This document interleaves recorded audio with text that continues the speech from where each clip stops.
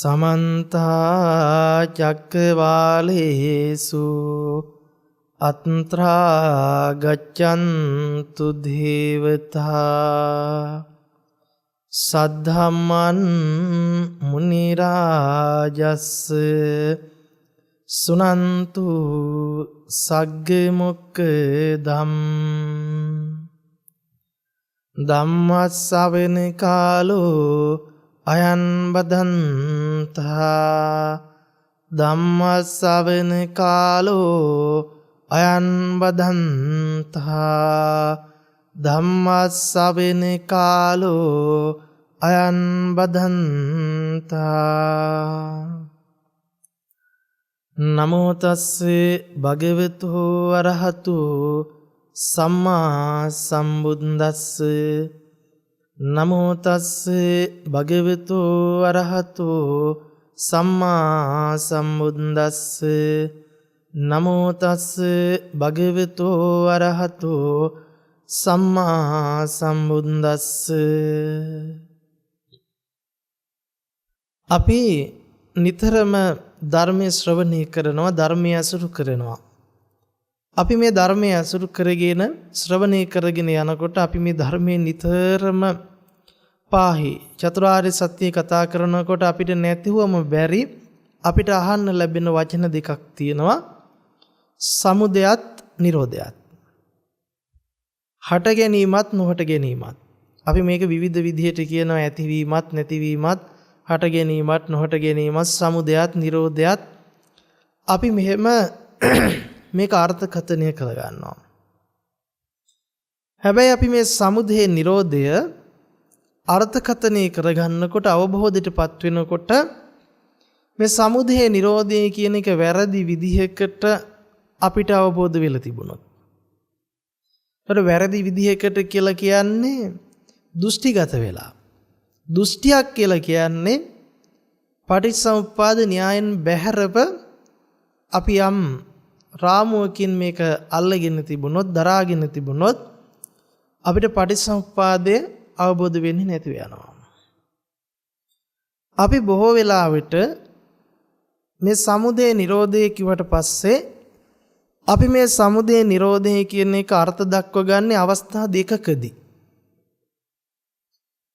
හැබැයි ඒක කොතරම් දුරට හරිද කියන කාරණාව අපි විමස ගන්නට වෙන්නෙම පටිච්චසමුප්පාද න්‍යාය අසුරු කරගෙන.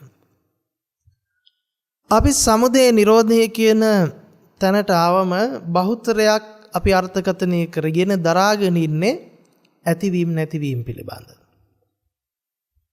ස්කන්ධයන්ගේ ඇතිවීම නැතිවීම පිළිබඳ අපි කතා කරනවා. ස්කන්ධයන්ගේ ඇතිවීම නැතිවීම පිළිබඳ සාකච්ඡා කරනවා. තව විදිහකට කිව්වොත් හටගෙන නැති වෙනවා, ඉපදිලා නැති වෙනවා. මේ ආදී වශයෙන් අපි සමුදය නිරෝධය අර්ථකථනය කරගන්නවා.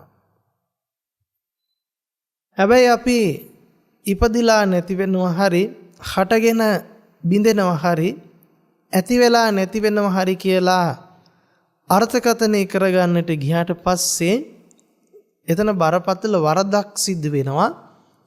ඒ සිද්ධ වෙන දේ අපිටවත් තේරෙන්නේ නැහැ. ඒකට හේතුව තමයි අපි හටගෙන නැති වෙනවා කියන තැනට යනකොට අපිට ඇති බවත් නැති බවත්, ඇතිවීමත් නැතිවීමත් කියන අන්ත දෙක පරිහරණය වෙනවා. ඊළඟට අපිට ඇති වුණු අවස්ථාවත් නැති වෙලා යන අවස්ථාවත් අතර පැවැත්මක් කතා කරන්නට වෙනවා. ඇති වෙලා පැවතිලා නැති වෙලා යනවා.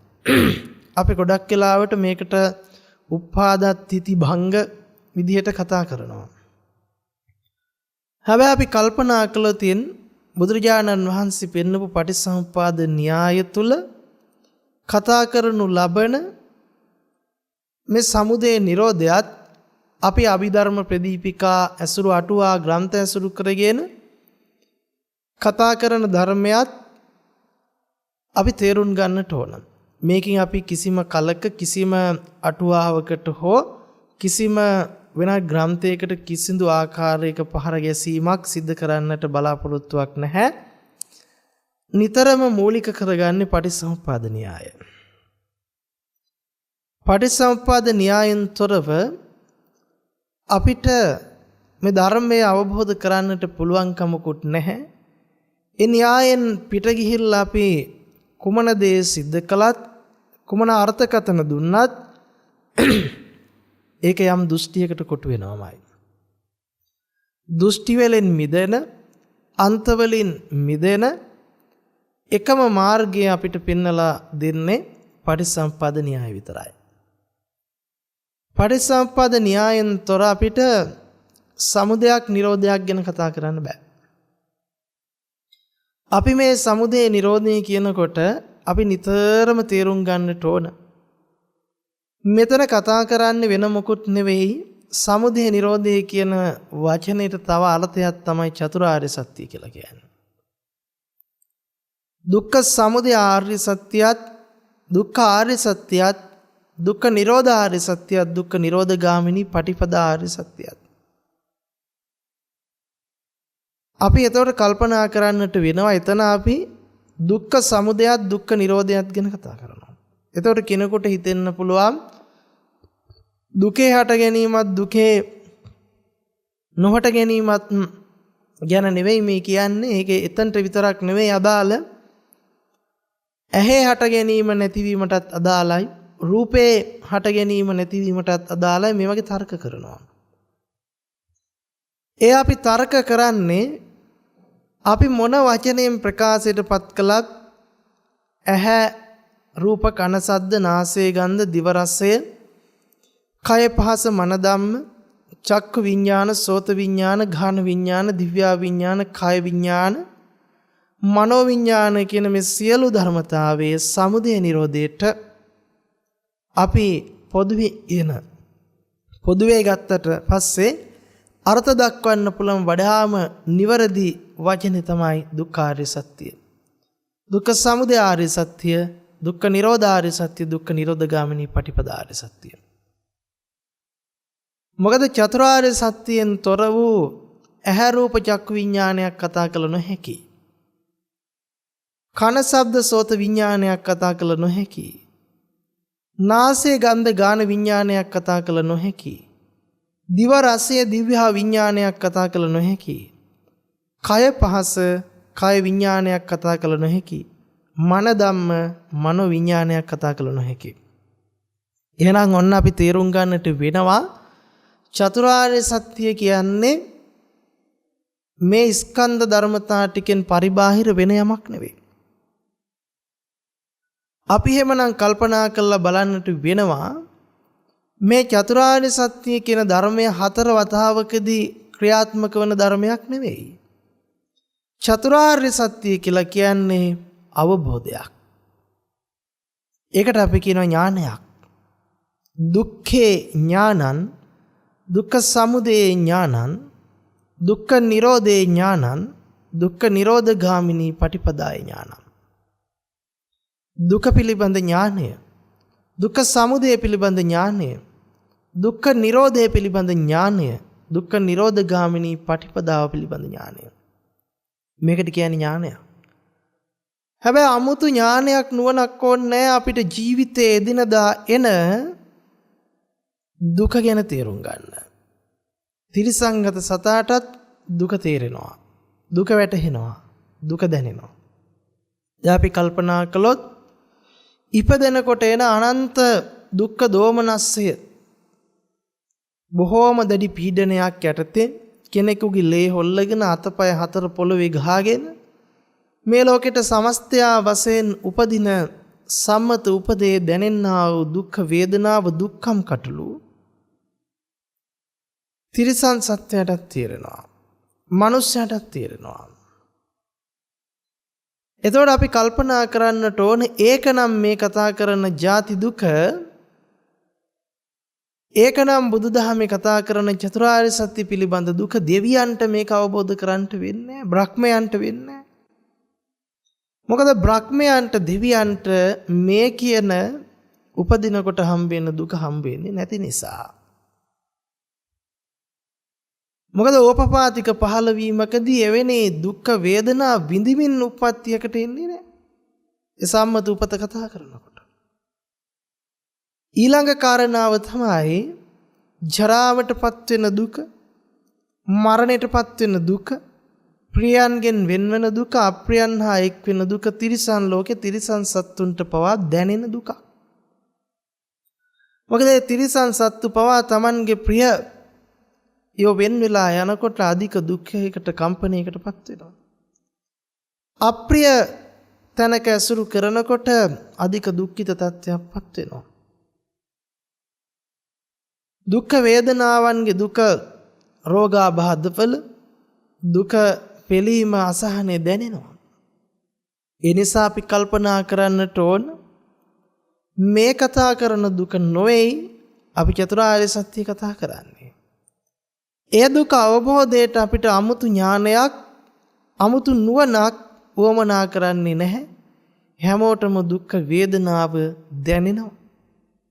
ඒ දැනෙන දුක් වේදනාව දුරු කරගන්නට නොඑක් ක්‍රම අනුගමනය කරනවා.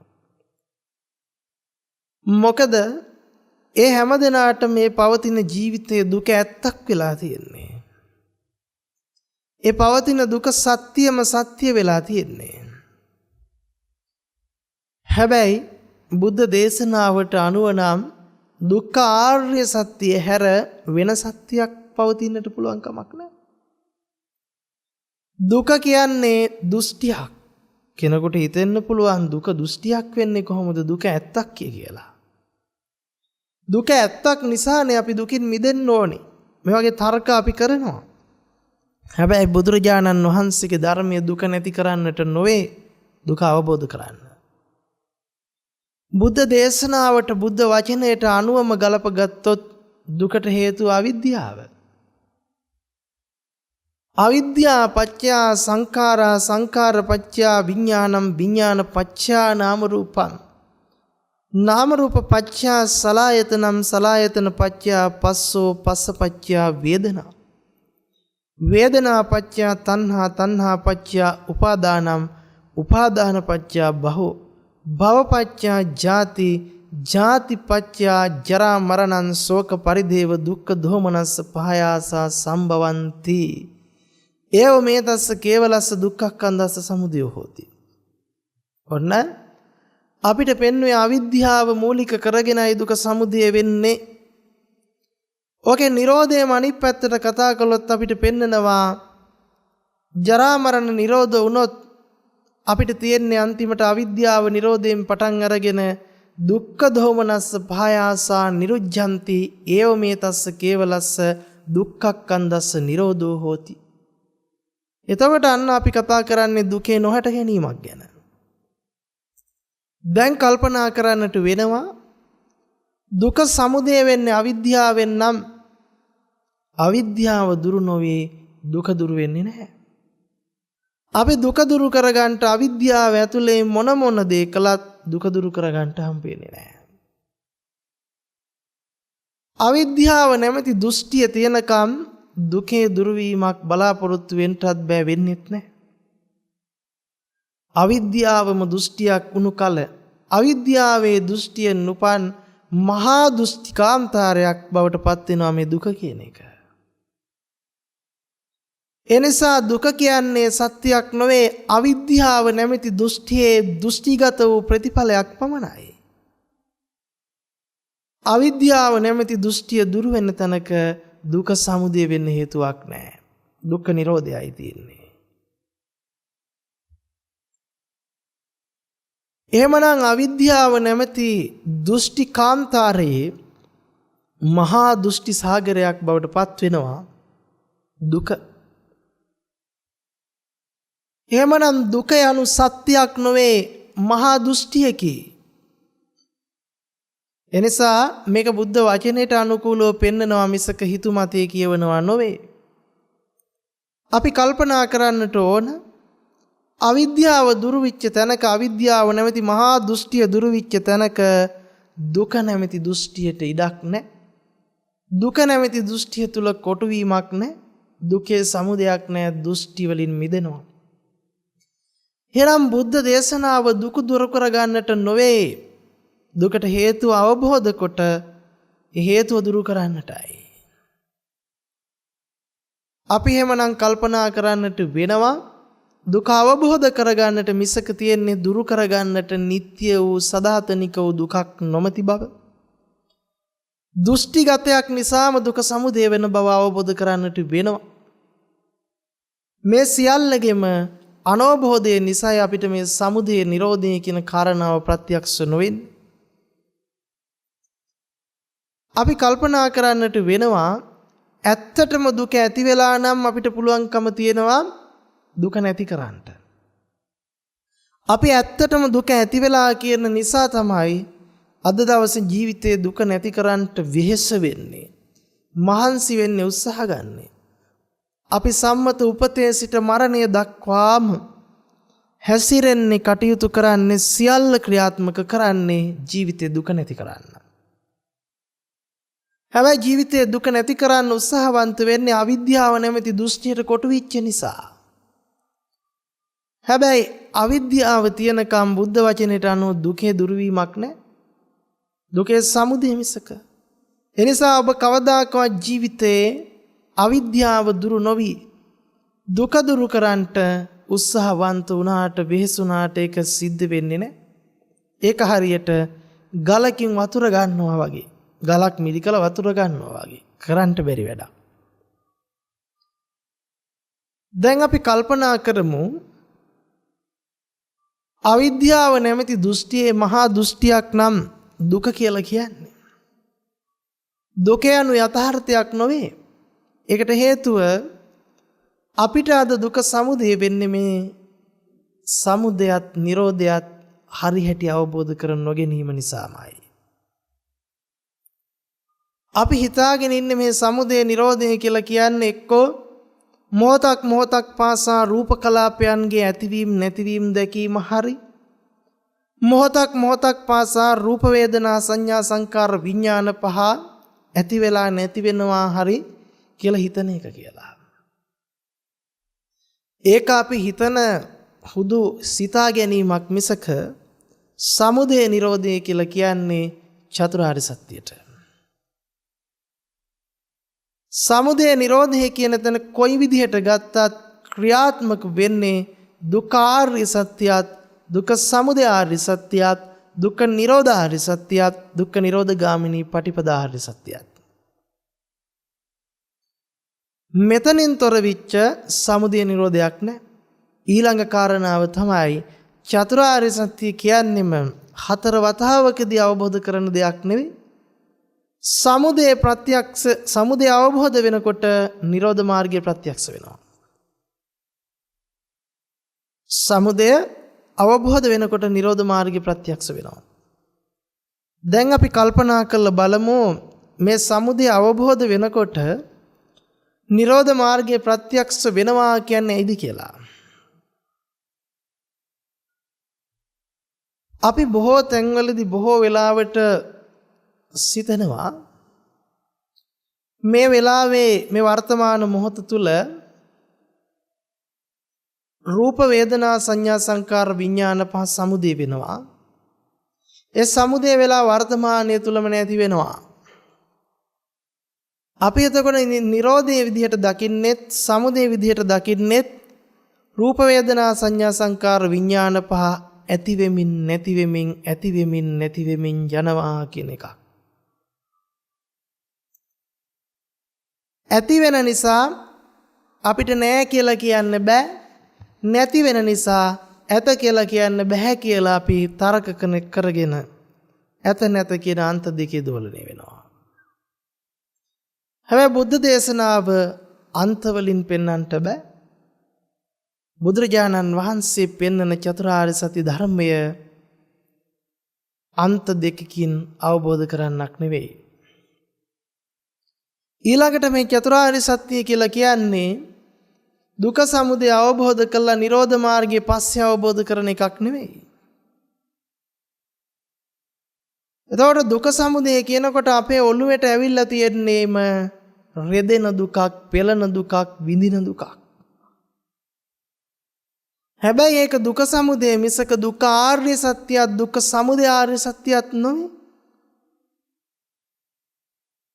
දුක ආර්ය සත්‍යයත් දුක සමුදය ආර්ය සත්‍යයත් මම ප්‍රකාශ කළා බුද්ධ වචනයට අනුකූලව මේක ඥානයක්. ඒක නුවණක්. මෙන්න මේ නුවණ පහළ වෙන තැන මේ පෙළෙන දුක, රෙදෙන දුක, වෙනසන දුක අන්තරස්දාන වෙනවා. ඒ කිව්වේ අවිද්‍යාව නැමැති දෘෂ්ටිය බිඳෙනකොට එවැනි දුකක සමුදයට හේතුවක් නැහැ. අන්න ඒ සමුදය නොවන හේතුවටයි අපි නිරෝධ මාර්ගයේ ප්‍රත්‍යක්ෂභාවය කියලා කියන්නේ. එහෙම නැතුව තිබුණු දුක නැති වෙලා යනව නෙවෙයි. දුකක් ඇති වෙලා දුකක් නැති වෙනවත් නෙවෙයි. දුක්ඛ සමුදයත් දුක්ඛ නිරෝධයත් කියලා කියන්නේ. අවිද්‍යාව නැමැති මුලාව අවබෝධ වෙනකොට දුකත් සමුදයත් පිළිබඳ චතුරාර්ය සත්‍ය නුවණ පහළ වෙනකොට එහෙම නැත්නම් දුකත් දුක්ඛ සමුදය ආර්ය සත්‍යයත් අවබෝධ වෙනකොට එතන දුක සමුදය වෙන්න හේතුවක් නැහැ. ආර්ය සත්‍ය වැටහිලා. එතන දෘෂ්ටිකාන්තාරයෙන් මිදිලා. අවිද්‍යාව නැමැති දෘෂ්ටිය බිඳෙනවා නම්, අවිද්‍යාව නැමැති දෘෂ්ටිය සිඳෙනවා නම්, ඒ දෘෂ්ටිය බිඳිච්ච තැනක, ඒ දෘෂ්ටිය සිඳිච්ච තැනක අපිට දුක්ඛ සමුදයක් කතා කළ නොහැකි. එතන නිරෝධ මාර්ගයේ ප්‍රත්‍යක්ෂ වීමක්මයි තියෙන්නේ. දැන් එහෙමනම් අපි කල්පනා කරන්නට වෙනවා මේ ඇතිවීම නැතිවීම දැකීම චතුරාර්ය සත්‍ය අවබෝධයෙන් නොවේය. මෙහෙම කියනකොට අපිට එක එක දේවල් මතක් වෙන්න පුළුවන්. හැබැයි මොන දේ මතක් වුණත් අපි බලන්න වෙනවා ඇතිවීම නැතිවීම දැකීම බුද්ධ දේශනාවට අනුගතද කියලා. පටිච්ච සමුප්පන්න ධර්මයට අනුගතද කියලා. පටිච්ච සමුප්පාද න්‍යායට අනුගතද කියලා. අපි කොහොම කතා කළත් මේ න්‍යායෙන්තර අපිට කතාවක් නැහැ. මේ න්‍යායෙන්තර අපිට පටිච්චසමුප්පාද අවබෝධයක් නැහැ. අපි මොන දේ කතා කළත් අපිට එන්නට වෙනවාමයි පටිච්චසමුප්පාද න්‍යායට. ඉමස්මින් සති ඉදන් හෝති කියන න්‍යාය බැහැර කරන්න බෑ. ඉමස්ස උප්පාදා ඉදන් උප්පජ්ජති කියන න්‍යායෙන් තොරව අපිට කතා කරන්න බෑ. ඉමස්මින් අසති ඉදන් නොහෝති ඉමස්ස නිරෝධා ඉදන් නිරුජ්ජති. මේකමයි න්‍යාය. මේ න්‍යායෙන් පරිබාහිර අපි යමක් ග්‍රහණය කළොත් ඒක දෘෂ්ටියක්, ඒක බැස ගැනීමක් මිසක ධර්මයට අනුගත වීමක් නොවේ. ඒ යම් දෘෂ්ටි කාන්තාරයක බැස ගැනීමක්ම පමණි. දැන් එහෙමනම් අපි කල්පනා කරමු මේ ඇති කල්ලි මේ වේ, මේ උපදීමෙන් මේ උපදී, මේ නැති කල්ලි මේ නොවේ, මේ නූපදීමෙන් මේ නූපදී. මේ කතා කරන චතුරාර්ය සත්‍ය න්‍යාය, පටිච්චසමුප්පාද න්‍යාය, මෙය කියලා වචන දෙකක් තියෙනවා. මේ කියන්නේ ඒකයි මේකයි කියන එක නෙවෙයි. මේ කියන්නේ වර්තමානයක්ම හඟවන දෙයක්. මේ ඇති කල්ලි මේ වේ, මේ නැති කල්ලි මේ නොවේ. ඒ නිසා අපිට කොහොමටවත් කියන්නට පුළුවන් කමක් නැහැ ඇති වෙලා නැති වෙනවා කියලා. ඒකට හේතුව ඇති උනේ අතීතේට යන්න වෙනවා, නැතිවීම වර්තමානයට ගන්න වෙනවා. ඇතිවීම අතීතයට ගිහිල්ලා ඒ ඇතිවිච්ච දේ ඇත්තක් කරගෙන ඇතිවිච්ච දේ පැවැත්මක් පවත්තලා නැති වුණායි කියන තැනට එන්න වෙනවා. එතකොට අපි බලන්නේ ඇතිවීම නැතිවීම ඇතිවීම නැතිවීම. එතකොට අපිට කියන්න වෙන්නේ ඒක නිසා මේක වේ, ඇති වුණු නිසා නැති වුණා කියලා. ඇති වුණු නිසා නැති වුණා, ඒක නිසා මේක වේ. ආයි කියන්න වෙනවා නැතිවිච්ච ගමන් ඇති වුණා, මේක නිසා ඒක වේ. ඒක නිසා මේක වෙනවා, මේක නිසා ඒක වෙනවා කියන න්‍යාය පටිසම්පාද රේඛාතකින් බැලුවම ගලපන්න බෑ. මේ ඇති කල්ලිම මේ වේ. එහෙනම් අපිට කල්පනා කරන්න වෙනවා මේ සමුදය නිරෝධය කියන එකට අපි ඇතිවීම නැතිවීම කියන වචනේ පාවිච්චි කිරීමේ බරපතල වරදක් තියෙනවා. ඇතිවීම නැතිවීම පිළිබඳව අපි එතන කතා කරන්න සිද්ධ වෙන්නේ අපි පටිච්චසමුප්පාද න්‍යායට පරිබාහිරව දෘෂ්ටියක් ගොඩනගන එක විතරයි. පටිච්චසමුප්පාද න්‍යායට පරිබාහිරව තර්කණයක් ගොඩනගන එක විතරයි. පටිච්චසමුප්පාදයේ අවබෝධය සිද්ධ වෙන්නේ නැහැ. ඒ අවබෝධය සිද්ධ කරන්නට පුළුවන් කමක් ලැබෙන්නේ නැහැ. එතනදී පටිච්චසමුප්පාදේ වැහිලා යනවා. අපි උපමාවක් අරගෙන මේ කියන කාරණාව තේරුම් බේරුම් කරගන්නට බලමු. අපි කල්පනා කරලා බලමු. අපි චුට්ටක් හිතලා බලමු පහන් දැල්ලේ උපමාව. අපි පහනක පත්වීමක් අපිට පෙන්눔 කරනවා. පහන් දැල්ලට අපි ඇවිල්ලා බලමු. මේ පහන් දැල්ලේ අයිතිකාරත්වය තෙලට අයිතිද තිරයට අයිතිද කියලා. පහන් දැල්ල අයිතිකාරත්වය තෙලට අයිතිද තිරයට අයිතිද? අපිට කියන්න වෙන දේ තමයි පහන් දැල්ල තෙල ඇතුලෙන් ආවෙත් නැහැ. පහන් දැල්ල තිරය ඇතුලෙන් ආවෙත් නැහැ. හැබැයි තෙලයි තිරයයි දෙකම ඇසුරු කරගෙන අපිට දැල්ලක බිහිවීමක් තියෙනවා. තෙලයි තිරයයි දෙකම ඇසුරු කරගෙන දැල්ලක සකස් වීමක් තියෙනවා. අපි කෙනෙකුට කියන්න පුළුවන්කම තියෙනවා එක දිගට පහනක් පත් වෙලා තියෙනවා කියලා. තව කෙනෙකුට කියන්න පුළුවන් කමක් තියෙනවා ඒ වෙලාවේ තෙල තිරය නිසා දැල්ල ඇති වෙලා නැති වෙවි යනවා. මොහොතක් පාසා තෙල් ටික වැය කරමින් තිරය වැය කරමින් සකස් වීම ඇති වෙමින් නැති වෙනවා ඇති වෙමින් නැති වෙනවා. හැබැයි ඊටත් එහා ගියපු අර්ථයක් මේක ඇතුලේ තියෙනවා. අපි අන්නේ අර්ථය ග්‍රහණය කරගන්නට වෙනවා. අපි අර්ථය ග්‍රහණය කරගත්තේ නැත්නම් අපි වැටෙනවා නিত্য වූ සංඥාවකට. අපි දුකට කොටු වෙනවා. අපි ආත්ම වූ සංඥාවක බැහැ ගන්නවා. මේක උපමාවක්. අපි මේ උපමාව තවදුරටත් විග්‍රහ කරගෙන තෝරා ගන්නට බලමු. අපිට බැලුමට පේන්නේ තෙලත් තිරයක් දාලා තියෙනවා පහනක් එක දිගට කාලාන්තරයක් තිස්සේ පත් වෙමින් තියෙනවා. තවදුරටත් බලනකොට පේනවා ඒ වෙලාවේ තෙල තිරේ වැය කරමින් ආලෝකයක් දීලා ඒ ආලෝකය නැති වෙවි යනවා. එතකොට අපිට පේනවා අකණ්ඩ වූ දැල් වෙන පහනක් නැහැ. අකණ්ඩ වූ දැල් වෙන පහනක් නැහැ. තෙල තිරය ඒ වෙලාවට වැය කර ආලෝකයේ දෙමින් ආලෝකය නැති වෙනවා. ඇති වෙමින් නැති වෙනවා.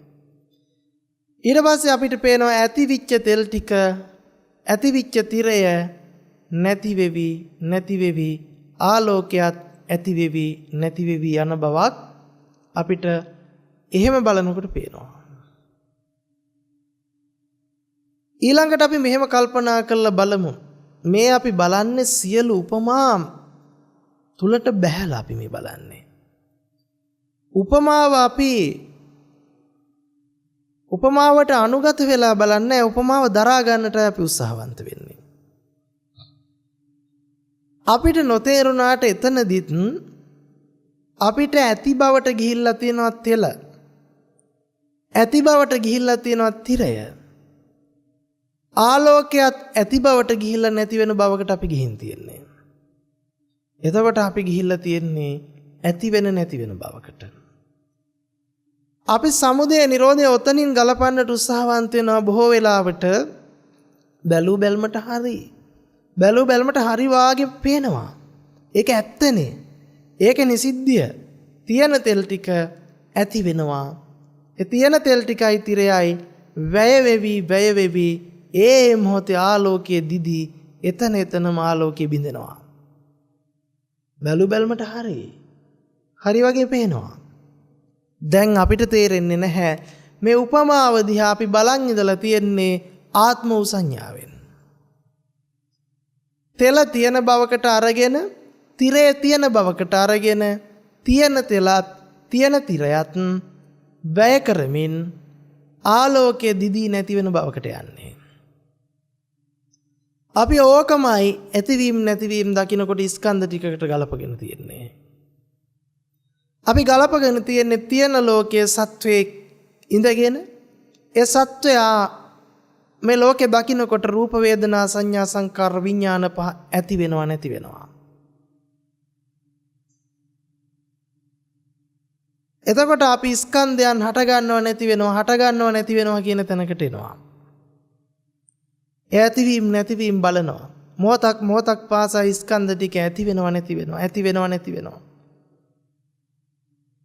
හැබැයි අපිට කවදාකවත් ඒ තුලින් බලනකොට මේ සමුදය නිරෝධය කියන ධර්මතාවය හරි හැටි ග්‍රහණය කරගන්නට බැරි වෙනවා. මේක තේරුම් ගැනීම පිණිස ඔබ ආලෝකය කියන කාරණාව උපමා කරගන්නට පේන ඇහෙන දැනගන්න ටිකට මේක තෝරා බේරා ගැනීම පිණිස. මොකද පේන ඇහෙන දැනගන්න ටිකෙන් තොරව අපිට ජීවිතයක පැවැත්මක් නැහැ. මොකද අපිට පෙනීමෙන් තොර මේ ඇහැ රූපේ පිළිබඳ අත්දැකීමක් ජීවිතේ ලබන්න බෑ. ඇහිමෙන් තොරව කන ශබ්දය ගැන අත්දැකීමක් ජීවිතේ ලබන්න බෑ. දැනීමෙන් තොරව අපිට නාසයේ ගන්ධය පිළිබඳ, දිව රසය පිළිබඳ, කය පහස පිළිබඳව අත්දැකීමක් ලබන්නට පුළුවන් කමක් නැහැ. දැනගැනීමකින් තොරව මනස ධර්මතා පිළිබඳ අත්දැකීමක් ජීවිතේ ලබන්නට බෑ. එනම් පෙනීම ඇති කල්හිමයි අපිට ඇහැ රූපය ගැන කතා කරන්නට වෙන්නේ. ඇහිම ඇති කල්හිමයි අපිට කන ශබ්දය ගැන කතා කරන්නට වෙන්නේ. දැනීම ඇති කල්හිමයි අපිට නාසයේ ගන්ධය, දිව රසය, කය පහස ගැන කතා කරන්නට වෙන්නේ. දැන ගැනීම ඇති කල්හිමයි අපිට මනස සහ ධම්ම පිළිබඳ කතා කරන්නට වෙන්නේ. එහෙමනම් අපි තේරුම් ගන්නට වෙනවා පේන ඇහෙන දැනගන්න ටිකටම තමයි අපි එහෙමනම් මම ලෝකේ අත්දකින්නවා කියලා කියන්නේ. දිට්ඨ සුත මුත විඤ්ඤාත. මේ ටිකෙන් තොරව අපිට මමත්වයක් ගොඩනගන්න විදිහක් නැහැ. ලෝකේ ගොඩනගන්න විදිහක් නැහැ. මමයි ලෝකයයි කියන ටික අපි සමුදය වෙන්නේ. එහෙම නැත්නම් මම ලෝකේ කියන තැන අපි අතරමං වෙන්නේ කොටු වෙන්නේ පේන ඇහෙන දැනගන්න ටික අසුරු කරගෙන. ඒ නිසා ඔබ මේ වෙලාවේ හිතන්න ආලෝකය කියන්නේ ඔබ කියලා. එහෙම නැත්නම් ආලෝකය කියන්නේ දිට්ඨ සුත මුත විඤ්ඤාත ටික කියලා ගලප ගන්නට මේ උපමාවට. එතකොට මං අහනවා ඔබ දැන් එළියේ ඉඳලා බලන්න එපා මේ වෙලාවේ එළිය ඇති වුණා නැති වුණා, එළිය නැති වුණා කියලා ඔබ බලන්නේ උපමාවේට අනුගත වෙලා නෙවෙයි, උපමාව බාහිරෙන් දරාගෙන පමණයි. දැන් ඔබ උපමාවට අනුගත වෙලා ඔබ හිතන්න මේ වෙලාවේ එළියට එන ආලෝකය ඔබ ඉන්න තැන ඉඳලා අපි දකින්න එපයි. ඔය ඇති වෙමින් නැති වෙනවා කියන ආලෝකය ඔබ බවට පත් වෙන්නකෝ. එහෙම ඉඳගෙන බලන්න මේ වෙලාවේ ඔබ සකස් වුණා. දැන් මං අහනවා ඔබ ආවේ කොහේ ඉඳලාද? ඔබට කියන්න බෑ මං තෙල ඇතුලේ ඉඳලා ආවා කියලා. මං තිරේ ඇතුලේ ඉඳලා ආවා කියන්නත් බෑ. ඔබට තෙල තිරේ මුණ ගැහෙන්නේ ඔබ සකස් වෙච්ච වෙලාවේ. ඔබේ සකස් වීමෙන් තොරව ඔබට තෙල තිරයක් ගැන කතා කරන්න බෑ. ඔබ දැන් සකස් වුණා නම් ඔබ අතීත තෙල තිරයක් ගැන දන්නේ නැහැ. සකස් වීමම අපි තේරුම් ගත්තොත් අතීතෙන් ආපු නැති, අනාගතයට යන්නේ නැති මේ වර්තමානයේ සකස් වීම නිසාම තෙල තිරයත්, තෙල තිරේ නිසාම ආලෝකයත් ආලෝකයෙන් තොර ආලෝකයට තෙල තිරේ මුණ ගැහෙන්නේ. තෙල තිරයෙන් තොර ආලෝකයකුත් නැහැ. ඔන්න එහෙනම් අපිට තේරෙනවා මේ වෙලාවේ සකස් වෙච්ච ආලෝකයට කතා කරන්න පුළුවන් නම් ඒ ආලෝකයේ ඔබ බවට පත් වෙලා උපමාවට සංසන්දනය කරගත්තොත් ඔබ අතීතෙන් ආවේ නැහැ. ඔබ අනාගතයට යන්නේ නැහැ. ඔබ වර්තමානයේ තුල නිත්‍ය වශයෙන් යන් තැනක ඉඳලත් නැහැ. ඔබට නිත්‍ය වශයෙන් තෙල හෝ තිරේ කියලා දෙපැත්තක් ගැන කතා කරන්නට වෙන්නේ නැහැ ඔබේ සකස් වීමෙන් තොරව. දැන් ඔබට අතීතයේ ඉඳලා තිබුණා කියන බවට තෙලක් හම්බෙන්නෙත් නැහැ, තිරයක් හම්බෙන්නෙත් නැහැ. අනාගතයට යන බවකට ඔබට තෙලක් හම්බෙන්නෙත් නැහැ, තිරයක් හම්බෙන්නෙත් නැහැ. වර්තමානයේ ආලෝකය දෙනකොටම ඒ ආලෝකයත් එක්කයි තෙල තිරය ගැන කතා කරන්නට පුළුවන්කම ලැබෙන්නේ. හැබැයි ඒ තෙල තිරය ගැන කතා කළාට ඔබ ඒ වර්තමාන මොහොත තුල ඔබට කවදාකවත් ආලෝකයෙන් තොර තිල තිරයක් හෝ තෙල තිරයෙන් තොර ආලෝකයක් කියලා කතා කරන්න බෑ. ඒ නිසා ඇහුවතින් ඔබ වර්තමානයේ කොතනක හරි හිටියද කියලා කියන්න බෑ. අතන හිටියා මෙතන හිටියා කියලා කියන්න බෑ. කියන්න වෙන්නේ තෙල තිරේ ප්‍රත්‍ය කරගෙන මං එළියට ආවා කියලා කියනකොටම අපි ආයි යනවා තෙලයි තිරයයි නිත්‍ය කරගත්ත ආලෝකේ නිත්‍ය කරගත්ත දැනකට. ඒ බාහිරින් බලනකොට. ඒ නිසායි ඔබට මම කිව්වේ උපමාවේ ඔබ පදිංචි නොවි උපමාව බාහිරින් ග්‍රහණය නොකර මේ උපමාවට අනුගත වෙලා බලන්න. ඒ අනුගත වෙලා බලනකොට ඔබට තේරෙයි ඔබට තෙල තිරයක් ගැන හෝ තෙල තිරේ ස්පර්ශයක් ගැන කතා කරන්නට වෙන්නේ ඔබ සකස් වෙච්ච තැන විතරයි. ඒ ඔබේ සකස් වීමත් යම් තැනක සිද්ධ වුණ දෙයක් කියලා පණවන්න බෑ. ඒ ආලෝකෙ මෙතන තිබුණා අතන තිබුණා අරහෙන් ආවා මෙහෙන් ආවා දැන් අරහෙට ගියා මෙහෙට ගියා කියලා කියන්න බෑ. ඇයි? නිත්‍ය වශයෙන් තිබුණා නම් ආපු එකක් වෙන්න ඕන. නිත්‍ය වශයෙන් තිබුණා නම් ගිය තැන පෙන්වන්නට පුළුවන්කම ලැබෙන්නට ඕන. අන්න එතනදී අපි දකින අස්තිර ස්වභාවය කියලා කියන්නේ ආලෝකයේ ඇති කල්ලිම කතා කරපු තෙල තිරයක් මිසක තිබුණු තෙල තිරයක් නෙමෙයි. එවැනි ආලෝකයක් නැති කල්ලි තෙර තිරයක් ගැන කතා කරන්නට බෑ. තෙල තිරයක් නැති කල්ලි ආලෝකයක් ගැන කතා කරන්නට බෑ. අපි අද උපමාව එළියේ ඉඳලා බලලා තෙල ඇති බවටත් තිරේ ඇති බවටත් ග්‍රහණය කරගෙන ආලෝකයේ ඇති බවට බැහැගෙනයි උපමාව අල්ලගෙන තියෙන්නේ. මේක අතිසියුම් තැනක්. මේතන අපිට ග්‍රහණය නොවුනොත් අපිට ඔළුවට එන්නෙම අනේ තෙල් තිබ්බනේ. තිරේ තිබ්බනේ. හැබැයි තිබුණාද නැතාද කියන එකක් කතා කරන්නට බෑ. මේ වෙලාවේ ආලෝකය සකස් වුණේ නැත්තම් ඒ ආලෝකයට තෙල තිරේ හම්බ වෙන්නේ නැහැ. ඒ වගේම තමයි මේ වෙලාවේ පෙනීම සකස් වුණේ නැත්තම් ඒ පෙනීම ඇසුරු කරගෙන ඇහැ රූපේ සකස් වීමක් නැහැ. දැන් එහෙනම් අපි තේරුම් ගන්න ඕන පෙනීම කියන කාරණාවත් අතීතෙන් ආවේ නැහැ. අනාගතයට යන්නේ නැහැ. වර්තමානයේ තුල යම් කෙනෙක් තුල නිත්‍ය වශයෙන් සිද්ධ වුණා නෙවෙයි. ආය ඔබ බහැ ගන්න පුළුවන් අර දෘෂ්ටිය දරුණු නිසා නෑ තෙල තිබුණ නැත්තම් තිරේ තිබුණ නැත්තම් පත්තු වෙන්නේ නෑයි කියලා. ඒ ඔබ බාහිරින් කියන කතාවක්. හැබැයි ආලෝකයට ඒ වෙලාවේ තෙල තිරේ හම්බ වෙන්න නම් ආලෝකයේ සමුදය වෙන්න ඕන. එතකොට ඔන්න කල්පනා කළා අපිට හිතෙන්න පුළුවන් ආලෝකය ඇති වුණානේ. ඇති වුණ හින්දානේ නැති වෙන්නේ. ආය අපි එතෙන්ටම එනවා. හැබැයි අපි තේරුම් ගන්නට ඕන මේ ඇති වුණා කියන එක ඇත්තටම ඇති වෙච්ච තැනක් තියනවාද?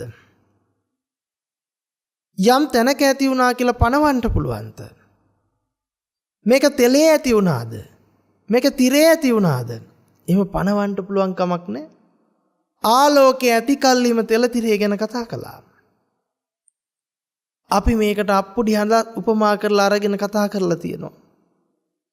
මේ වෙලාවේ අප්පුඩි හඬක් ඇහුනොත් ඒ හඬට කතා කරන්න පුළුවන් කියලා උපමා කළොත් ඒ හඬට දකුණු අත වම් අත ගැන කතා කරන්නට හිතන්නට වෙන්නේ හඬ සකස් වෙච්ච මොහොතේ. එතකොට ඒ හඬ දකුණු අතෙන් ආවේ නැති වම් අතෙන් ආවේ නැති අතීතෙන් ආපු නැති අනාගතයට යන්නේ නැති වර්තමානයේ සකස් වෙච්ච තැනක් නිට්ටය වශයෙන් පෙන්වන්නට බැරි ධර්මතාවයක්. ඒ නිසා අපිට කියන්න වෙන්නේ නිට්ටය වශයෙන් ඇති වෙලා නැත්තම් නැති වෙන්නේ කුමක්ද? ඇතිවීම නිට්ටය වුණොත් ඇතිවීම ස්ථිර වුණොත් අන්න නැතිවීමත් ස්ථිර වෙනවා. එතකොට ඔන්න කල්පනා කරන්න. ඇතිවීම ස්ථිර වුණොත් නැතිවීමක් ස්ථිරවම තියෙනවා. ඇතිවීම නිට්ටය වුණොත් නැතිවීමක් නිට්ටය වශයෙන්ම තියෙනවා. එතකොට අපි ඇතිවීම නැතිවීම දෙකත් නිට්ටය විච්ච ධර්මයක් බවට පත් කරගෙන ස්ථිර විච්ච ධර්මයක් බවට පත් කරගෙන අපිට නොදැනීම අපි සියුම් විදිහට ඇති බව නිට්ටය කරගෙන නැති බව නිට්ටය කරගෙන ඇති බව ස්ථිර කරගෙන නැති බව ස්ථිර කරගෙන එහෙනම් මේ අනිත්‍ය අස්ථිර බව කියලා කියන්නේ ඇති දෙයක් නැති වෙනවා කියන එක නෙවෙයි. මේ ඇතිවීම යම් තැනක සකස් වෙලා නොවේයි නම් යම් තැනක ඉඳලා ඇවිල්ලා නොවේයි නම් යම් තැනකට යන්නේ නැතිනම් තැනක් පනවන්නට බැරි නම් ස්ථිර වශයෙන් නිට්ටය වශයෙන් නිශ්චිත වශයෙන් පැනවිය නොහැක අතන මෙතන ඇති උනාමයි කියලා අපිට කියන්නට වෙන්නේ. එහෙමනම් ඒක හේතුඵල යාන්ත්‍රණයට අනුකූල මේ ඇති කල්ලි මේ වේ කියන න්‍යායෙන් සමුදය කරනවා. පෙනීම ඇති කල්ලිම ඇහැ රූපයත්, ඇහිම ඇති කල්ලිම කන ශබ්දයත්, දැනීම ඇති කල්ලිම නාසයේ ගන්ධයත්, දිව රසයත්, කය පහසත්, දැන ගැනීම ඇති කල්ලිම මන ධම්මත්. එමනම් මේ ඇහැ කන නාසය දිව ශරීරයත් රූප ශබ්ද ගන්ධ රස ස්පර්ශත් චක්කු විඥාන සෝත විඥාන ගාන විඥාන දිව්‍ය විඥාන කාය විඥාන මනෝ විඥාන ටිකත් යම් තැනක හටගත්තේද යම් කෙනෙක් තුල හටගත්තේද කියා නිත්‍ය වශයෙන් ස්ථිර වශයෙන් ප්‍රකාශයට පත් කළ නොහැකි මේ ඇති කල්ලිම මේ වේ කියන න්‍යායට අනුකූලවම සකස් වුණු ධර්මයක්. ඔන්න දැන් අපිට හිතාගත හැකි එහෙමනම් මේ සමුදය කියන තැනම අපිට Nirodhe පේනවා. මොකද්ද Nirodhe කියලා කියන්නේ? ඇතිවිච්ච දේ නැති වෙනවා කියන එක නෙවෙයි, මේ හට ගැනීම තුලමයි නොහට ගැනීමයි. එයා දන්නවා හටගත්තා කියන ධර්මතාවයේ යම් තැනක හටගෙන නොවේයි නම් ඒ තුල නොහට ගැනීම ප්‍රකට වෙනවා. හටගත්තා කියන එක නිත්‍ය විච්ච තැනක තමයි එයාට ඔන්න යනවා. එයා රූපය අරමුණු කරන තැනකට යනවා, ලෝකේ අරමුණු කරන තැනකට යනවා. දැන් එයාට අම්මා විච්ච රූපයක හට ගැනීමක් තියෙනවා. තාත්තා විච්ච රූපයක හට ගැනීමක් තියෙනවා. ඒ නිසාම අම්මා විච්ච රූපේ බිඳීම කතා කරනවා, නැතිවීම කතා කරනවා, වෙනසීම කතා කරනවා. දැන් මොකද්ද වෙන්නේ? අම්මා කියන රූපේම එයාට දුක ගෙනල්ලා දීලා. ඒ නිසාම මොකද්ද වෙන්නේ? දැන් අම්මා කියන රූපේ, තාත්තා කියන රූපේ, රත්තරන් රිදී මුතුමැණික් කියන රූපය සමුදය විච්ච නිසා දැන් මේ ඇති විච්ච දේ නැතිවීම බලබලා යනවා. ඒ නිසා මෙයා ඇති වෙන නැති වෙන ලෝකික අතරමං වෙනවා. දුක සමුදය තුල කොටු වෙනවා. එහෙනම් එතන තියෙන්නේ දුක සමුදයත් මිසක දුක ආර්ය සත්‍ය අවබෝධයක් නෙමෙයි. ආර්ය සත්‍ය කියලා කියන්නේ හතර වතාවකදී අවබෝධ කරන යමක් නෙමෙයි. දුක සමුදය ප්‍රත්‍යක්ෂ වෙනකොට, අවබෝධ වෙනකොට නිරෝධ මාර්ගය ප්‍රත්‍යක්ෂ වෙනවා. දැන් ඔන්න අපිට පැහැදිලි වෙනවා එහෙමනම් පෙනීම ඇති කල්ලිම ගොඩනගපු රූපය කොතනකවත් ගොඩ නැගුවා නෙවෙයි නම්, කාතුලවත් ගොඩ නැගුවා නොවේයි නම්, යම් තැනක ගොඩ නැගුවා නොවේයි නම්, අතීතෙන් ආවා නොවේයි නම්, අනාගතයට යනවා නොවේයි නම්, මෙන්න මෙතන තියෙන්නේ හුදු මායාකාරී ස්වභාවයක්. අපි එහෙමනම් කල්පනා කරලා බලනවා මෙන්න මෙතන තියෙනවා පැනවෙන ධර්මයක්, තියෙන ධර්මයක් නෙවෙයි. එහෙනම් අපිට තේරෙනවා මේක උපදින ධර්මයක්. එහෙනම් උපදින ධර්මයක් කියලා දැක්කම අපි එතනම දකිනවා උපදින ධර්මයක් වගේම මේක නූපදින ධර්මයක්. ඔන්න ප්‍රශ්නයක් එනවා. ඇයි උපදින ධර්මයක් වගේම නූපදින ධර්මයක් කියලා කියන්නේ? දැන් ඔන්න අපි යන්නේ ඇතිවීම නැතිවීම ඔළුවේ තියාගෙන මේක දකින්න බෑ. සමුදය ධර්මයක් වගේම නිරෝධ ධර්මයක් කියලා කියන්න හේතුව තමයි සමුදයම බොරුවක් වෙනකොට සමුදයම මුලාවක් වෙනකොට අපිට එතන තියෙන්නේ හටගත්තා වගේ පෙන්නන හැබැයි යම් තැනක හටගත්තේ නැති නොහට ගැනීමක්. මේක හරියට ඇති දෙයක් නැති විදියට මවාපානවා වගේ, මේක හරියට මිරිඟුවේ වතුර වගේ, මේක හරියට කෙහෙල් කඳේ අරටු හොයන්නා වගේ, මේක හරියට පෙන පිටක් නිත්‍ය වශයෙන් තියනවා කියලා ගන්නවා වගේ, දිය බුබුල ඇත්තටම තියෙන දෙයක් විදිහට ගන්නවා වගේ. ඒ නිසායි බුදුරජාණන් වහන්සේ රූප වේදනා සංඥා සංකාර විඥාන පහ උපමා කළේ පෙන පිටක්, දිය බුබුලක්, කෙහෙල් කඳක්, මායාවක්, මිරිඟුවක් කියන ටිකට. දැන් එහෙනම් ඔන්න අපි කල්පනා කරලා බලන්නට වටිනවා මේ පේනවා කියන ධර්මතාවය ඇති කල්ලිම ඇහැ රූපේ කතා කරනවා. හැබැයි ඇති කල්ලිම කිව්වට පස්සේ මේක කාලාත්‍රයකට පනවා ගැනීමම මුලාවක් වෙනවා. ඇයි ඇති වුණා කියනකොටම අපි ඇති වෙන බව දකින්න කෙනෙක් ඉන්නවා. ඒ නිසා ඒ කෙනා නැති වෙන බව දකින්නේ. හැබැයි මේ ඇති වෙනවා කියන ධර්මතාවයේම අනාත්ම ධර්මයක්. ආත්මීය ධර්මයක් නෙවෙයි. මේ ඇති වෙනවා කියන ධර්මතාවයේම අස්තිර ධර්මයක්, ස්ථිර වශයෙන් සිද්ධ වුණු ධර්මයක් නෙවෙයි. මේක අනිත්‍ය ධර්මයක්, නිට්ටය වශයෙන් කොතනකවත් උණු ධර්මයක් නෙවෙයි. එහෙනම් අනිත්‍ය වුණා නම්, අස්තිර වුණා නම්, අනාත්ම වුණා නම් දැන් මෙන්න මෙතනම සමුදය පේනවා. හට ගැනීම කියන්නේම මෙන්න මේ වගේ දෙයක් කියලා අවබෝධ වෙනවා. අන්න එතනම අපිට අමුතුවෙන් නැතිවීමක් දකින්න හෝ නැති කරන්න හෝ දෙයක් නැහැ. නිරෝධ මාර්ගයේ ප්‍රත්‍යක්ෂයි. මෙන්න මේකටයි අපි චතුරාර්ය සත්‍ය අවබෝධය කියලා කියන්නේ. එහෙම නැතුව මේ ඇහැ හට ගන්නව නැති වෙනවා කියලා දකින්නව නෙවෙයි. රූපේ හට ගන්නව නැති වෙනවා කියලා දකින්නව නෙවෙයි. චක්කු විඥානේ හට ගන්නව නැති වෙනවා කියලා දකින්නව නෙවෙයි. මේ ඇහැ රූප චක්කු විඥාන පිළිබඳ චතුරාර්ය සත්‍ය පිළිබඳ නුවණින් දකින්න. අන්නේ නුවණින් දකිනකොට සමුදය තුලම නිරෝධය ප්‍රත්‍යක්ෂ වෙනවා. එහෙනම් අපි කල්පනා කරලා බලන්නට වෙනවා. අපි සාපේක්ෂ කර කරා තමයි ඇතිවීම නැතිවීම බලන්නේ. ඇති වෙනවා කියනකොට ඇතිවිච්ච බව ආත්ම සංඥාවකට එනවයි. ඇතිවිච්ච බව දකින්න කෙනෙක් ඉන්නවා. හැබැයි අපි කල්පනා කළොත් මේක අනාත්ම සංඥාවෙන් අරගෙන පේනවා කියනකොටම ඒ පෙනීම අතීතයෙන් ආපු නැති, අනාගතයට යන්නේ නැති බව පැහැදිලි. වර්තමානයේත් නිට්ටය වශයෙන් නොවන පෙනීම ඇති කල්හිම ඇහැ රූපේ මඤ්ඤණා වෙන තැන. මඤ්ඤණාවක් කියලා කියන්නේ ඇත්තකට නෙවෙයි. මඤ්ඤණාවක් කියලා කියන්නේ හිතාගත්ත බවක්. පෙනීම ඇති කල්ලි ඇහැ රූපේ ගැන මෙනෙහි කරන බවක් තියෙන්නේ. පෙනීම ඇති කල්ලිම කෙස්ලොම් නියදත් සම්මස්නහර ආදී කොටගත්ත මේ ලෝකේ ගැන මෙනෙහි කිරීමක් තියෙන්නේ. ඉර හඳ තාරකා ගස්කල් පිළිබඳ මෙනෙහි කරන. අන්න එතනදී තමයි අපි මඤ්ඤණා කරන්නේ ඇහැ රූපේ කියන දෙපැත්ත. එලන් නිත්‍ය වූ දෙපැත්තක් පෙනීමට හම්බ වෙන්නේ නැහැ. එනම් පෙනීමම අනිත්‍ය විච්ච තැන පෙනීම ඇති කල්හිම ඉපදිච්ච ඇහැ රූපෙත් අනිත්‍ය වූ ධර්මයක්. එනම් මෙතන තියෙන්නේ විඥාණයෙන් නාම රූපයත්, නාම රූපයෙන් විඥානෙත් පැනවීමක් මිසක ඇත්තක් නෙවෙයි. මෙතන තියෙන්නේ පනවා ගැනීමක්. එතකොට මේ පනවා ගැනීමක් ඇති තැනක එක යථාර්ථයක් බවට පත් කරගෙන තමයි අපි දුක සමුදය කියන තැනට කොටු වෙලා තියෙන්නේ. පංච උපාදානස්කන්ධයට කොටු වෙලා තියෙන්නේ. ලෝකයට කොටු වෙලා තියෙන්නේ. අන්න ඒ නිසා අපිට අද වෙනකොට ඇතිවීමම ඇත්තක් පිච්ච නිසා නැතිවීම කොහොමත් ඇත්ත වෙලා.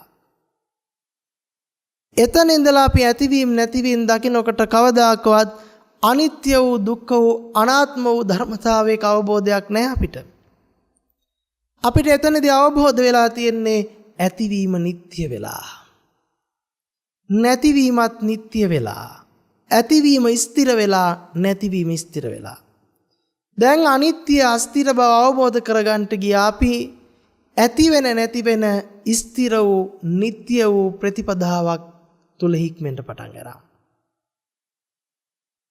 දැන් අපි ඇතිවීම නැතිවීම බලමින් ඇතිවීමේ ස්ථිර බවත් නැතිවීමේ ස්ථිර බවත් ඇතිවීමේ නිත්‍ය බවත් නැතිවීමේ නිත්‍ය බවත් දැක අනිත්‍යයි අනිත්‍යයි කියලා කියනවා. කිව්වට වැඩක් නැහැ. අපි වඩන්නේ ස්ථිර සංඥාවක්. අස්තිරයි ඇති වෙන නිසා නැති වෙන නිසා කියලා කියන ඇතිවීම තුලම නැති වෙවි යනවා. මොහොතක් පාසා ඇති වෙනවා නැති වෙනවා කියලා අපි ඇතිවීම ස්ථිර කරගෙන නැතිවීම ස්ථිර කරගෙන ඇතිවීම නිට්ටය කරගෙන නැතිවීම නිට්ටය කරගෙන වචනෙට අනිත්‍යයි අස්තිරයි කියලා අපි ප්‍රතිපදාව තුල වඩලා තියෙන්නේ.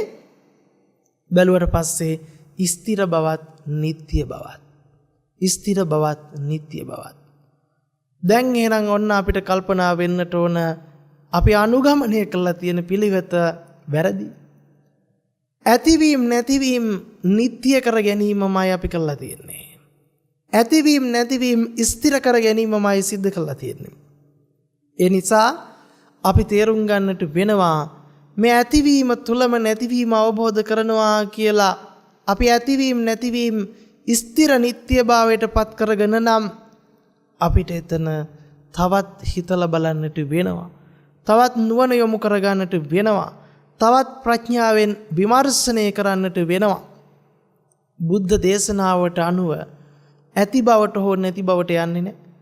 සමුදය කියලා කියන්නේ එහෙමනම් ඇතිවීමට, හට ගැනීමට, නිරෝධය කියලා කියන්නේ නොහට ගැනීමට, උදා නොවීමට. දැන් ඔන්න අපි කල්පනා කරනවා ඇහැ සමුදය ධර්මයක්, ඇහැ නිරෝධ ධර්මයක්. එතකොට අපි වෙනවා ඇහැ ඇති වුණා නැති වුණා. දැන් ඇතිවීම නිට්ටයයි, ඇතිවීම නිට්ටයයි. ඊට පස්සේ ඇතිවීම ස්ථිරයි, නැතිවීම ස්ථිරයි. එහෙනම් අපි අනිත්‍ය අස්ථිර බව නෙවෙයි වැඩුවේ, ස්ථිර බවත් නිට්ටය බවත්. එතකොට ඇහැ සමුදය ධම්මං කියලා කිව්වේ, ඇහැ නිරෝධ ධර්මයක් කියලා කිව්වේ. මේ ඇහැ කියන කාරණාව අපිට එක්තැම් කරලා හේතුඵල ධමෙන් තොරව ගලපගෙනයි අපි එතනට ගියේ. එහෙමනම් මේ ඇහැ කිව්වේ, රූපය කිව්වේ තනි තනියෙන් අපිට ප්‍රකාශයට පත් කරලා හැකි, තනි තනියෙන් පෙන්විය හැකි ධර්මයක් නෙවෙයි. ඒක පෙනීමෙන් පැනවෙන ඇහැ රූපයත්, ඇහැ රූපෙන් පැනවෙන පෙනීමත් මිසක එතන අපිට කියන්නට බෑ ස්ථිර වුණු, නිට්ටය වුණු පෙනීමක් තිබුණාය, ඇහැ රූපයක් තිබුණාය කියලා ඇතන්තට යන්න බෑ. ඇති බවම අපි මුලාවක් කියලා දකින්න තැන, මේ ඇතිවීමම පැනවෙන ධර්මයක් කියලා දකින්න තැන නැවත නැති භවකට යන්න විදිහක් නැහැ. ආයි නැති වෙනවා කියලා දකින්න දෙයක් නැහැ. ඇති වෙලා නැති නිසා නැති වෙන්නේ නැහැ. ඇති වුණු බවට පෙන්නලා මිසක ඇති වෙලා නැති වෙනවා නොවේ. ඇති වෙන බවට පැනවෙලා මිසක ඇති වෙලා නැති වෙනවා නොවේ. පෙනීමෙන් ඇහැ රූපේ පැනවීමත්, ඇහැ රූපෙන් පෙනීම පැනවීමත් මිසක ඇති වුණ බව නිට්ටය වෙලා නැති වෙන බව නිට්ටය වෙනවා නොවේ.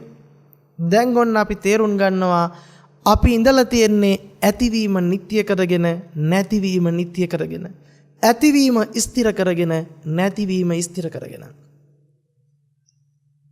අපි තේරුම් ගත්තනම් පෙනීම නිසා පැනවිච්ච ඇහැ රූපයත්, ඇහැ රූපයෙන් නිසා පැනවිච්ච පෙනීමත් මිසක කොතනකවත් පැනවුණු දෙයක් නෙවෙයි, යම් තැනක පැනවුණු දෙයක් නෙවෙයි, කොහෙන්වත් ආපු දෙයක් නෙවෙයි, කොහෙටවත් යන දෙයක් නෙවෙයි කියලා ප්‍රත්‍යක්ෂ වෙනකොට ඇතිවීම තුලම අපි දකිනවා මේ ඇති වුණු බව කොතනවත් ඇති නොවුණු ධර්මයක් බව. එහෙම දකිනකොටයි නැතිවීමක් දකින්න දෙයක් නැහැ. ඇති වුණු දේ ස්ථිර වුණොත් තමයි නැතිවීම පනව ගන්නට වෙන්නේ ස්ථිරවම. ඇති වුණ බව නිට්ටය වුණොත් තමයි නැතිවීම පනව ගන්නට වෙන්නේ නිට්ටයවම. දැන් එහෙනම් අපි කල්පනා කරනවා මෙතන තියෙන අතිසියුම් ධර්ම කාරණාව වැටහුණා නම් සමුදය තුලම නිරෝධය ප්‍රත්‍යක්ෂ වෙනවා. මේ සමුදය තුලම නිරෝධය ප්‍රත්‍යක්ෂ වෙනකොට හට ගැනීමම නොහට ගැනීමක් බව පේන්න පටන් ගන්නවා. හටගත්ත බවට පෙන්වුවාට යම් තැනක හටගෙන නැහැ. දැන් මිරිඟුවේ වතුර තියෙනවා වාගේ පෙන්වනවා. කොතනද මිරිඟුව හටගත්තේ? ගිහිල්ලා හොයලා බැලුවොත් මිරිඟුවේ වතුර හටගත්ත තැනක් තබා වතුර නැති මිරිඟුව තියෙන තැනක්වත් පෙන්වන්නට පුළුවන් කමක් නැහැ. සේම මේ ධර්මතාවයත් ඒ විදිහමයි. මේ ධර්මතාවයත් ඒ විදිහමයි. දැන් එහෙමනම් අපි කල්පනා කරන සංඥාවම මිරිඟුවක් බවයි බුදුරජාණන් වහන්සේ පෙන්නන්නේ. එතකොට අපි මේ ගත්තා වූ අම්මා තාත්තා දුව පුතා කියන සංඥාවත් දිග පළල උස මහත කියන සංඥාවත් අහවල් දේ කියන සංඥාවත් මේ සියල්ලම හුදු මිරිඟුවේ ජලයේ මවාපාන්නාන්සේ මානසිකාරයෙන් සම්භව කරපු ධර්මතාවයක්. දැන් එහෙනම් අපි කල්පනා කරලා බලනවා මෙන්න මෙතන කෙනෙක් ඉඳගෙන යමක් අත්විඳා නම් ඇති වෙන බව නැති වෙන බව දකින්නට තිබුණා. කෙනෙක් ඉඳගෙන යමක් අත්විඳා නොවන නිසා විඥාණයෙන් නාම රූපේ පැනවුණත් නාම රූපයෙන් විඥානයේ පැනවීමත් හේතුකාරක විච්ච නිසා අපිට මෙතන නিত্য වූ සදාතනික වූ සමුදයක් හෝ නিত্য වූ සදාතනික වූ ස්ථිර වූ නිරෝධයක් ගැන කතා කරන්නට බෑ. අපිට අද වෙලා තියෙන්නේ සමුදයත් නিত্য වෙලා නිරෝධයත් නিত্য වෙලා. සමුදය නිරෝධය නিত্য කරගෙන සමුදය නිරෝධය ස්ථිර කරගෙන ධර්මතාවයේ අපි ස්ථිර බවට පත් කරගෙන ධර්මතාවයට අනුගත නොවි ධර්මතාවයේ බැහැගෙන ධර්මතාවයේ දරාගෙන. ඒ නිසා මේ ධර්මතාවය අපිට පෙන්වුවේ සමුදය නিত্য කරගන්නට හෝ නිරෝධය නিত্য කරගන්නට නොවේ සමුදය නිරෝධය අවබෝධ කරගන්නට ප්‍රත්‍යක් වශයෙන් පමණයි. ඒ නිසා මේ සමුදය නිරෝධය අවබෝධ කරගන්නට ප්‍රත්‍යක් වශයෙන් පහුරක් වශයෙන් උපමා කළ බුදුරජාණන් වහන්සේ පෙන්නපු ධර්මය අපි අද වෙනකොට ස්ථිර වූ සදාතනික වූ දෙයක් බවට පත් කරගෙන න්‍යාය තුල බැහැගෙන න්‍යාය කරපින්නාගෙන ඉන්නවා මිසක් අවබෝධයට පත්වීමක් නැහැ. ඒ නිසා හොඳටම තේරුම් ගත යුතුයි අපි මේ න්‍යාය තුල බැස ගැනීම හුදු මුලාවක් විතරයි. මේ න්‍යාය තියෙන්නේ ඊතර වෙන්නට පෞරක් කරගන්නට මිසක අවබෝධයට පත් වෙන්නට මිසක ඇති බව හෝ නැති බවට යන්නට නොවේ. එහෙමනම් ඔබට හොඳටම පැහැදිලි වෙන්නට ඕන මේ ධර්ම කාරණාව සාකච්ඡා කරනකොට මෙතන ඇතිවීම නැතිවීම කියලා දකින්න තැන තියෙන බරපතල වරද ඇතිවීම නিত্য වීමත් ඇතිවීම ස්ථිර වීමත් නැතිවීම නিত্য වීමත් නැතිවීම අස්ථිර වීමත් තුල ඔබ කොටු වෙලා. ඒ නිසා මේ ඇතිවීම නැතිවීම තුල කොටු වෙන මුලාව ඔබ අවබෝධ කරගත්තේ නැත්නම් ඔබ තෝරා බේරා ගත්තේ නැත්නම් ඔබට සිද්ධ වෙන්නේ නැවතත් නিত্য වූ සංඥාවක් වඩන්නටමයි. ස්ථිර වූ සංඥාවක් වඩන්නටමයි. ආත්ම සංඥාවක් වඩන්නටමයි. ඔබට සිද්ධ වෙලා තියෙන්නේ ඔබ අනිත්‍ය බව නিত্য කරගෙන අනිත්‍ය බව නিত্য කරගෙන සමුදය නিত্য වෙලා නිරෝධය නিত্য වෙලා ඇතිවීම නিত্য කරගෙන නැතිවීම නিত্য කරගෙන ඇතිවීම ස්ථිර කරගෙන නැතිවීම ස්ථිර කරගෙන ඇති වුණු බව ඇත්තක් වෙලා ඇති වුණු භවයේ බැහැගෙන ඇති වුණු භවයේ බැහැගත්ත කියන්නේ නැතිවීම කතා කරන්නටම වෙනවා. ඒ නිසා ඇති වෙමින් නැති වෙමින් යන තැනක අතරමං වෙලා සමුදය තුල නිරෝධේ ප්‍රත්‍යක්ෂ වීම අයින් වෙලා ඔබ බැහැගෙන තියෙන්නේ ඇත නැත අන්ත දෙකට සියුම් විදියට හිර වෙලා දුකට මිසක දුක්ඛාර්ය සත්‍යයට නෙවෙයි. දුක්ඛ ආර්ය සත්‍ය කියලා කියන්නේ අවබෝධයක්. එතනදී අපිට අවබෝධ වෙන්නේ ලෝකේ හට ගැනීම මෙන්න මෙබඳුයි. මේක හේතු ප්‍රත්‍යයෙන් සකස් වෙනවා. තියෙන ධර්මයක් නොවේ. මේ ඇති කල්ලි මේ වේ කියන න්‍යායට අනුකූලව සකස් වෙනවා.